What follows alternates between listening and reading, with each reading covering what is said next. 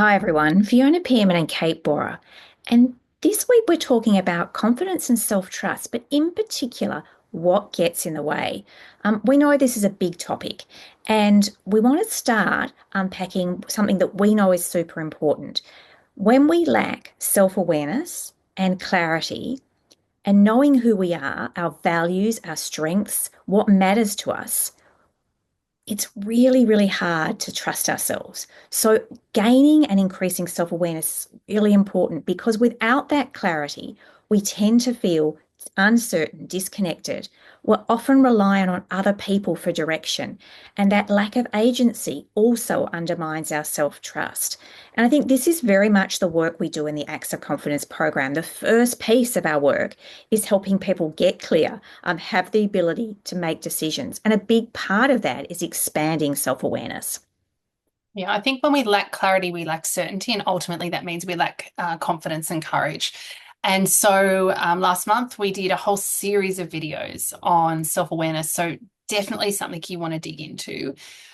When you know who you are, what you want, where you want to go, what matters to you, and you're really clear in your body and certain around that, then it is easier to make decisions that are in alignment with that, particularly when it goes against the grain or it goes against other people's perspectives. When we lack that clarity, when we lack that awareness of who we are, what we want, where we want to go, then we're going to be far more rocky in terms of relying on our own perspectives because we don't trust them. We don't have certainty in them. But equally, we're going to be far more reliant on external validation, other people's opinions. And I don't know about you, but when you rely on other people's opinions, particularly if it's more than one, and there's diverse opinions, we can get into really sticky territory, right? Because we can swing multiple ways. And all of a sudden, instead of just having one or two perspectives, including our own in the mix, we've got a number of different perspectives, which in my experience creates confusion, right? And leads to us trusting ourselves less. So the more that we train ourselves, right, to doubt our own judgment, the more likely it is are going to continue that cycle of not trusting our thoughts, our feelings, or our decisions. Yeah, and I think as we unpack this, when we're rocky around ourselves and we are looking to other people, we heighten our own internal fear. The fear starts to really get activated, and we're worried about we're going to make the wrong decision. What's going to be the impact of that? We start second guessing ourselves. Often we're worried that, we're going to make a decision and that's going to be the wrong thing. We're going to be regretful of it. And we're already overthinking the situation. The fear of the wrong decision often it leads to paralysis, we're overanalyzing, and we're looking constantly for more information as the answer, and it rarely gives us what we're looking for. We know that this fear of making the wrong decision is very much tied up with the idea of perfectionism. And again, we did a big deep dive into perfectionism in the second half of last year, because perfectionism often leads to those really unrealistic standards, these ideas that are far in excess of what's needed in the situation. And when we're aiming for sort of unattainable or unrealistic standards, of course, we're not going to get there, which that means we're going to feel that lack of self-trust again, where we can't get it right. So we can't believe in ourselves because we've actually overestimated what was required. Yeah, I think this is a critical piece around growth mindset, being able to trust yourself that you have enough information, not perfect information, but enough information to be able to make a choice. And then secondly, if it doesn't work out, that I know I'll figure it out. Right. And that comes down to managing the expectations in ourselves and backing ourselves to know that if we come up against challenges, we can navigate through them. A big part of the work we do in Active Confidence, Active Confidence number 5 is fall down and get back up again, redefining your relationship with fear and failure.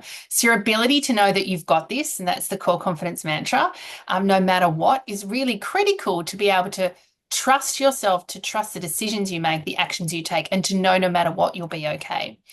I think another piece that comes up is past failures or broken self-promises. When we make commitments and then we don't follow this through on those commitments to ourselves, this weakens self-trust, right? This weakens the belief that when I say something, I'm actually going to do it. And there becomes an inconsistency between my intentions or what I say I'm going to do and the actions I take, which creates this internal conflict. And so again, I think that's completely human. Like any person in the world will give you hundreds and hundreds of examples, myself as well, of times when I've said I'm going to do something and I've just made a commitment to myself and then I haven't followed through. It's part of being human. It's part of often setting unrealistic expectations, back to our previous point around your capacity. And it's linked to clarity around what's important to us, because we know when it's important, we'll find a way, and when it's not, we'll find an excuse. And so again, being able to really understand yourself amongst this topic is really critical to be able to find the pathway to be able to create a really strong connection with your core confidence and to be able to create a great feedback loop that means your actions, your decisions will reinforce your self-belief and self-trust rather than erode it. Yeah, I think the piece that we know that's very strongly connected here is once we get into this maelstrom of not being able to trust ourselves, of not being able to follow through on our intentions, we start doing what's very not human as well. We start comparing ourselves to others. And what we know is that comparison corrodes confidence. So every time we do that, it's like we're undermining that self-trust because we're constantly measuring, making stories about where we should be and we're not. And that can lead to a sense of not being enough. It's sort of our self-trust collapses because we start to assume that other people have more than us, they're more capable and experienced. And when we do that, we're really minimizing our own agency, capability, and all of the good things that we have within us.